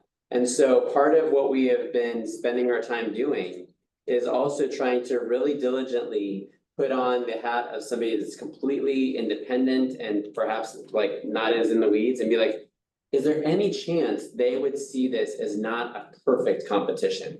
How can we do that better? And like make sure that like things are laid out objectively in like numeric things that like a clear like yes, no gray areas kind of an answer. And as we like that's an example of the types of things we've tried to make sure so that there's going to be some areas of the competition we're not going to score well as a community. And we have felt a special urgency to make sure that every single other point is like we're just clawing to get it and not letting anything go on unexplored. Thank you.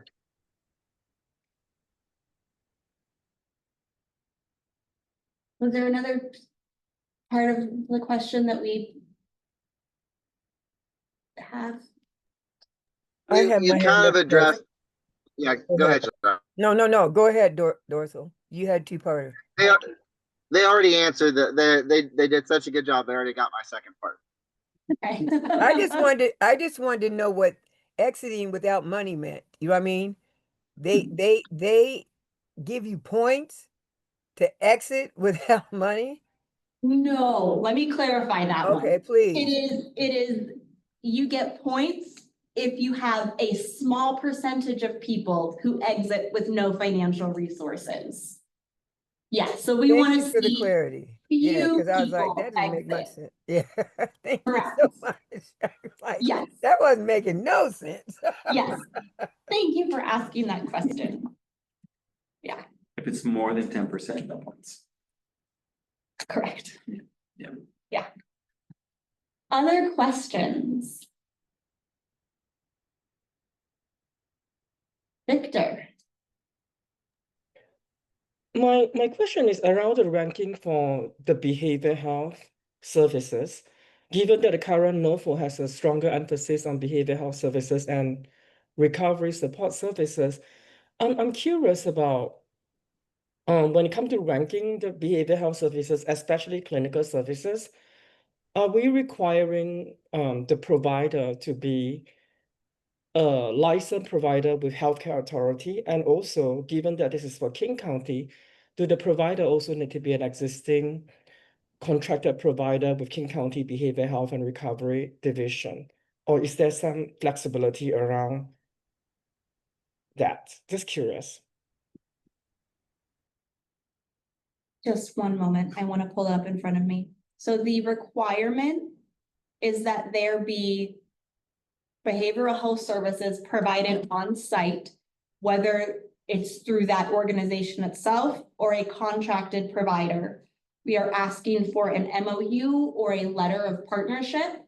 We are not dictating who it is or what type of service, but that there are behavioral health supports that are provided. And they identify the team and some sort of formal agreement. Can I? Go, Jeff, please. Jeff Sims, CPO. Victor, is there anything that this is your special area of expertise? Is there a standard you'd recommend that we note there? I would think that you would not necessarily need a provider that must be contracted with the Behavioral Health and Recovery Division at DCHS, because I assume there are providers that do not take Medicaid funding, but could otherwise be engaged. Martha, you might have, being at DCHS, if you have some opinions here, that'd be helpful. I think we would be open to hearing if we need to add more specificity so that you don't have like Counselor Jeff Sims, like my person, like, but actually have a degree of Licensure. I don't know if I don't know the realm well enough to say that licensure is the right phrasing I should use, but that's what I was thinking, yeah.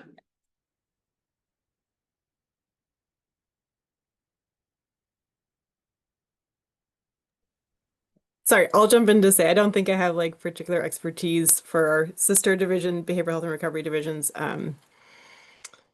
Scale of contracting. They certainly also manage resources that are not Medicaid funded or related.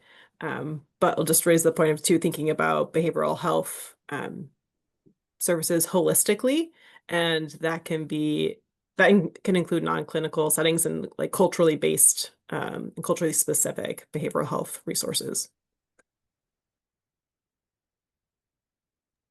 This is Tamara. I just want to lift that up and like applaud that.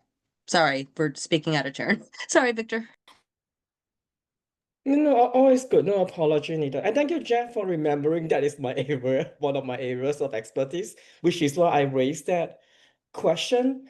Because if we are we are talking about behavioral health services, yes, there'll be cultural and linguistic competency that is involved in a holistic approach. But if we use the terminology of behavioral health, oftentimes it needs to be an entity that is licensed through the Washington State Healthcare Authority and a King County Division behavioral health provider. But I'm also thinking that if I hear the requirements around the MOU and the partnership and not detailing how they do it. My trail of thinking is that so long that the provider who they are partnering with, they actually have the licensed staff to provide the body of work, because I can see that we don't want to tell people that they're providing mental health and substance use disorder services and recovery support services without any licensure staff. I think that will actually cause harm to the attendees. And I don't want to name the organization here, but I actually know that there are some organizations in King County that are not licensed through the Healthcare Authority or the King County, but they actually have licensed staff to provide their body of work, because it is a very complex process to get the accreditation. So I also don't want it to be too rigid, but I will cautious us that we should not be accepting provider, even with the MOU, if the staff, they're using the term behavioral health services and they don't have a single licensed staff to provide the work, because that will actually cause harm to the participant. Thank you, that's very helpful. Yeah, we can look at ensuring that both the rating criteria language is clear and within the application questions, that is specified in the application question itself. And both the licensure, but also to Tamara and Martha's point, the openness to specific cultural. We will need to be very careful around how that is worded. Yeah. Yeah, and maybe that's where the licensed staff members could kind of come in to mitigate that language barrier, like the language. So as long as we're just requiring some sort of license, and because I do think that, you know, we have a major gap with us in the healthcare authority. So it would be nice to, I feel like we could have a better relationship with the healthcare authority, and maybe so this would open doors for that. And I'm looking forward to behavioral health being included in this year's NOFO. Sorry. Thank you. Next I see Tamara. Oh, oops, sorry. Yeah, I also want to emphasize the psychosocial aspect of behavioral health. Clinical is very, very important. We need that. We're going to always need that.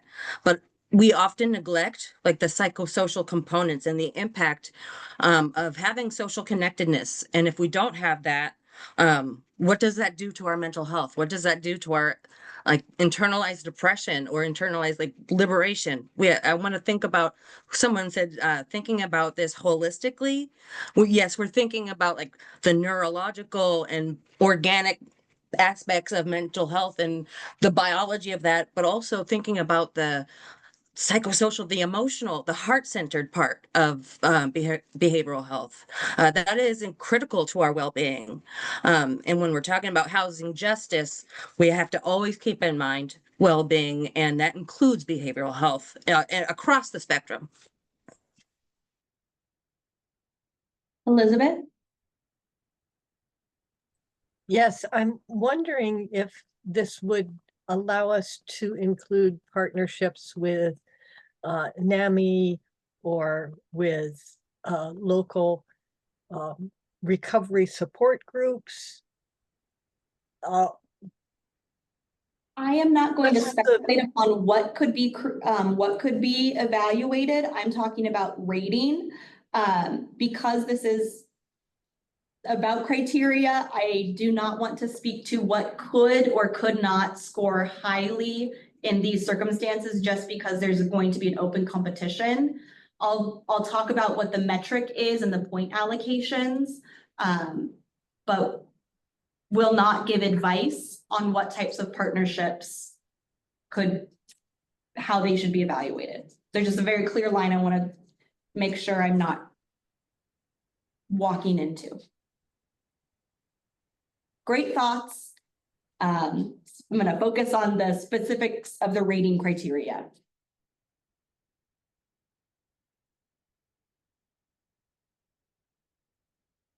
Dorsal.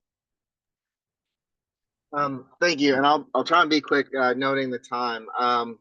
I really love the conversation around the behavioral piece, and I'm supportive of the changes, but I think it's raised another kind of question in regard to like, please remind me, when is the actual application live? And I mean, if you're going to change material on the application itself, like, are you going to update people who apply? Like, I guess I'm just worried that there might be different versions of the application that people end up receiving in your effort to do such a good job of like adjusting to these changes. Nothing will be posted until it is final. So we will not post and then make changes. The aim is to have things posted mid this week. Okay. Yeah. Thank you. Yes. Great question. Martha. I just want to make sure I'm tracking. Can you share, Kelsey, what the actual, it sounds like there is a change to the behavioral health scoring criteria being incorporated. If you could just share or summarize. What we will What changed? add is specification around licensure, Yes. of behavioral health staff. We will add that qualifier within the criteria and the full score point allocation. Such that to receive any or full receive points full requires licensure. And I did get confirmation, Martha, that we will incorporate the PSH to PSH within the participant served. It's a little complicated coding, but it is achievable. Okay, thank you. I think that's really important because we would not want to have a punitive effect for providers who are just participating in our coordinated entry system as directed. Thank you. So in the rating, I will include language around excluding mobility transfers from a housing situation to a housing situation.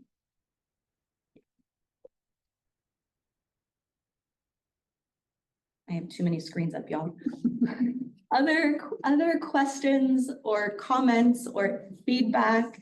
This is Kristina.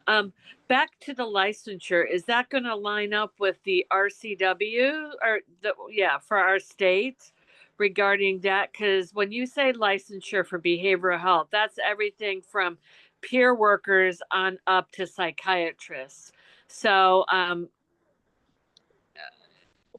can you explain that just a little bit more? I do not know if I have the brain capacity to do that.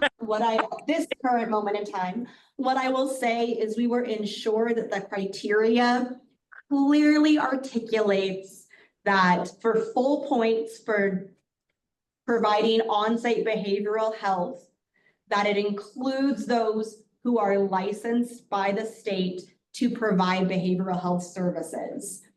Step down points may be you are providing this, but it may not be fully licensed staff.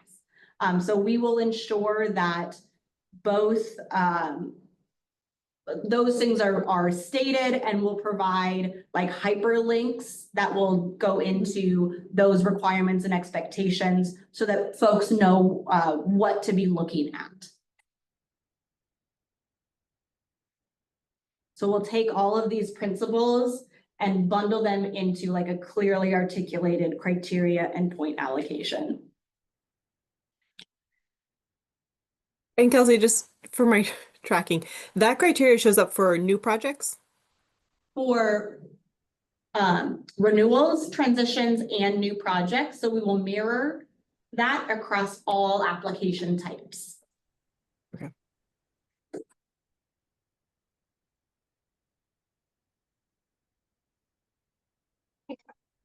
Are there any other questions the board members have?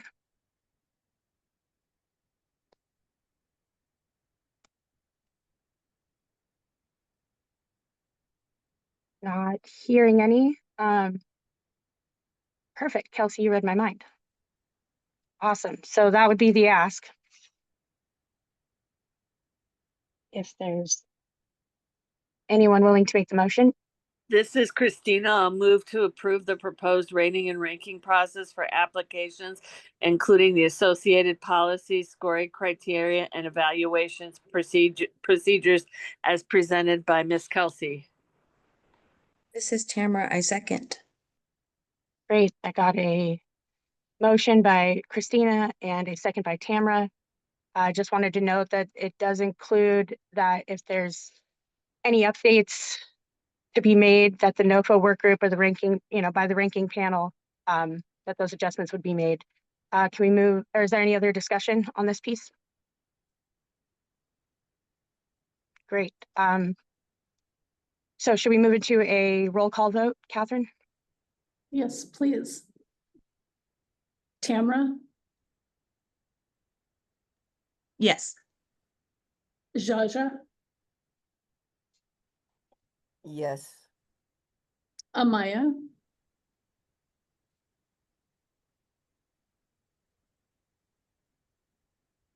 Elizabeth,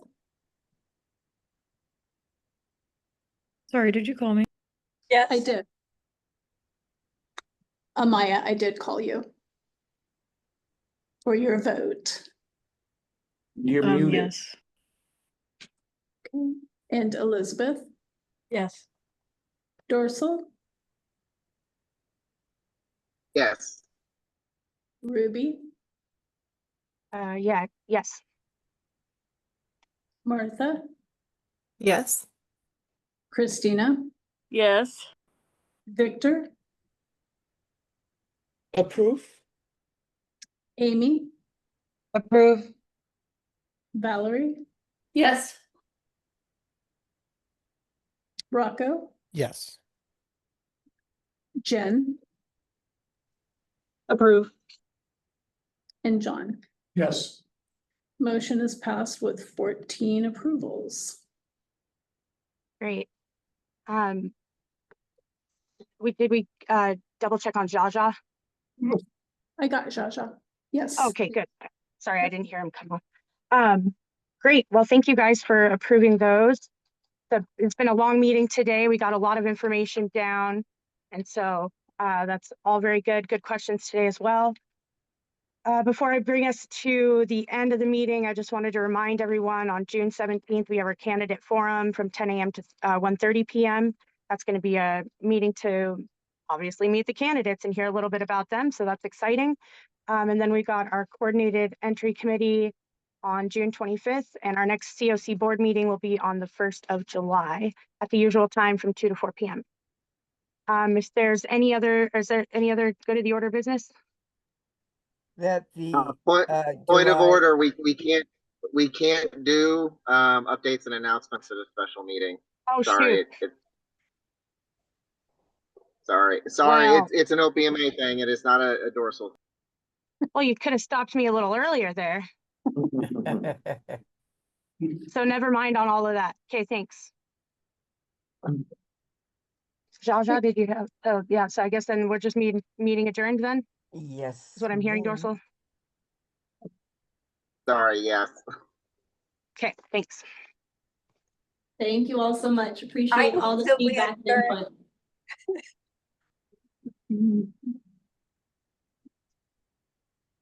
Thank you, Okay. everyone. Thanks. Take care, everyone.